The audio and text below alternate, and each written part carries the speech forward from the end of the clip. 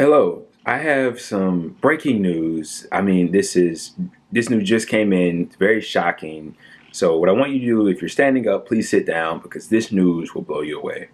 What I have in front of me is an article from The Hill, and it's titled "Stunning New Report Ranks U.S. Dead Last in Healthcare Among Richest Countries Despite Spending the Most." What? I can't believe it. I thought that if you spend the most money, then that automatically makes your healthcare above the rest. Are you kidding me? We actually have the worst healthcare among the richest countries. Now, obviously, I'm being very sarcastic, but let's get into what this article has to say. The U.S. healthcare system ranked last among 11 wealthy countries, despite spending the highest percentage of its gross domestic product on healthcare, according to an analysis by the Commonwealth Fund. Researchers behind the report surveyed tens of thousands of patients and doctors in each country and used data from the Organization for Economic Cooperation and Development and the World Health Organization. The report considered 71 performance measures that fell under 5 categories: access to healthcare, the care process, administration efficiency, equity in healthcare outcomes. Countries analyzed in the report includes Australia, Canada, France, Germany, Netherlands, New Zealand, Norway, Sweden, Switzerland, the United Kingdom, and the US. Now, before I continue, I want to point out that out of all the countries I just named, every single one of them except for the US has one version or another of a universal healthcare system. Now let me proceed. Norway, the Netherlands, and Australia were the top performing countries overall, with the U.S. coming in dead last. That's very interesting. And I'll explain why in just a second. Not that the U.S. coming in dead last, but the top 3 countries. The U.S. ranked last on access to care, administrative efficiency, equity in healthcare outcomes, despite spending 17% of GDP on healthcare, but came in second on the measures of care process metric. The nation performed well in rates of mammography screening and influenza vaccination for older Americans, as well as the percentage of adults who talked with their physician about nutrition, smoking, and alcohol use. How half of lower income U.S. adults in the report said costs prevented them from receiving care, while just more than a quarter of high income Americans said the same. In comparison, just 12% of lower income residents in the UK and 7% with higher income said the cost stopped them from getting care. What a stark difference. What an amazing difference. Wow. Half of U.S. adults, half of lower income U.S. adults report that the cost prevented them from receiving care. Whereas in the UK, for comparison, only 12% of lower income residents say that the cost prevented them from getting care. What a stark difference that is. The U.S. also had the highest infant mortality rate and lowest life expectancy at age 60 compared with other countries. That is a crisis. That's a crisis in its own right. The highest infant mortality rate. I mean, that breaks my heart to hear. But at the same time, it doesn't surprise me. Researchers said several key factors set the high-performing nations apart from the U.S.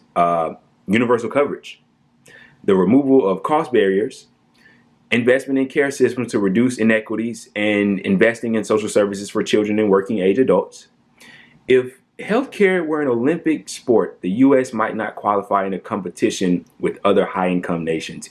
Eric Schneider, the lead author behind the report and senior vice president for policy and research at the Commonwealth Fund, told Changing America.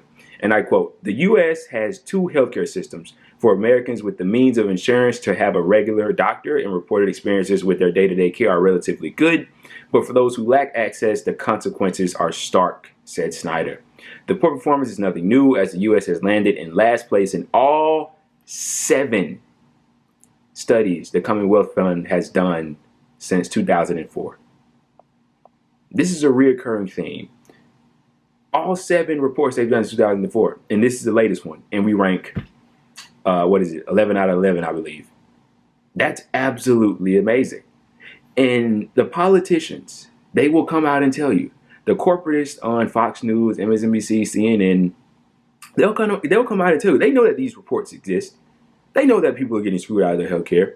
But they have to toe the line and cater to the rich and the powerful, and they will still spread the propaganda, because that's what it is at this point, because these are the facts. They will still tell you that having universal coverage, what all these other countries have, they come out, Joe Biden, and they'll say, healthcare is a right, but they don't support universal coverage. I mean, and we spend the most money. That's the most absurd part about it. We spend the most money on it and receive the worst care. The University of Massachusetts Amherst came out with a study several years ago that said that Medicare for All would save $5.1 trillion over a decade if we switch to a universal system. That's what it would be. I mean, this has to be at the forefront of everybody's issues. I mean, right up there with getting money out of politics, ending the wars, etc. Healthcare for all is something that I believe is extremely important. And this is something that everybody on the left should be able to unite behind. We recently had the March for Medicare for All that were scattered throughout the country. And none of the corporate media picked it up whatsoever. And among the left, the online left, quote unquote, these people, largely hopeless. I mean, if you can't unite on this core issue that you're supposed to hold near and dear to your heart as a person that advocates for these types of things, I mean, there's not much hope for you. The politicians, they didn't say much about it, although, some people had reason for it, other people didn't. But that's neither here nor there. The fact of the matter is, we're getting shit on by these other countries. And what's funny is, these elected leaders, especially a lot of Republicans, they'll tell you that America is the envy of the world. We're the top dog as far as countries go. Other countries don't envy this shit. People in Canada don't envy this shit. People in Switzerland, Australia don't envy the fact that we have the highest infant mortality rate. If America is so great, if we can do whatever we want to do, if we can do anything other countries can do, why not do this? Why not provide people with healthcare so they don't die from it? Up to 60,000 people, maybe a little bit over, die every year from lack of adequate healthcare or lack of healthcare at all. Tens of millions of people right now as I speak are either underinsured or uninsured. They don't have any healthcare. I mean, it's absolutely amazing. It's amazing how these health insurance companies just jack up rates and they screw the fuck out of you. I mean, their existence is so needless. They get in between you and your doctor. They're anti-freedom is what they are. And they're thieves because they're robbing you. And these corporate officials will try to tell you otherwise because they're filling their pockets with the money from Big Pharma and these big health insurance companies, because they're the people that donate to their campaigns. They're bought and they're owned. Joe Biden, Nancy Pelosi, all the rest of them, Hakeem Jeffries, they are the health insurance's bitches, essentially. They're slaves to Big Pharma and health insurance companies. Our government has been bought by the health insurance companies, the big CEOs, corporations, the military industrial complex. There's so many different entities that's flooding the pockets of the people that are running the country in Washington. And this is just one of them.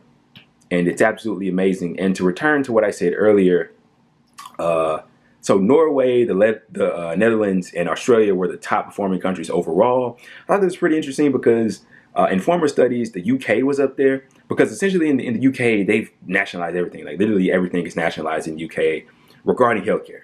And so I thought the UK would be among the top, but I mean, of course, they're leagues better than the US, but apparently the top performing countries overall speaking is Norway, which isn't surprising whatsoever, the Netherlands, and Australia. I mean, we can learn from these countries, man. We can learn from these countries, and we can do this. We have the ability to do this, but there's a very powerful and strong corporate influence that's stopping us. And we have to keep advocating for this. We have to keep up the civil disobedience. We have to keep calling attention to these things. We have to make these leaders uncomfortable. Okay, even the leaders that's supposed to serve us on the left, AOC, Ilhan Omar, Cori Bush, Rashida Tlaib, all the rest of them, we have to make them uncomfortable.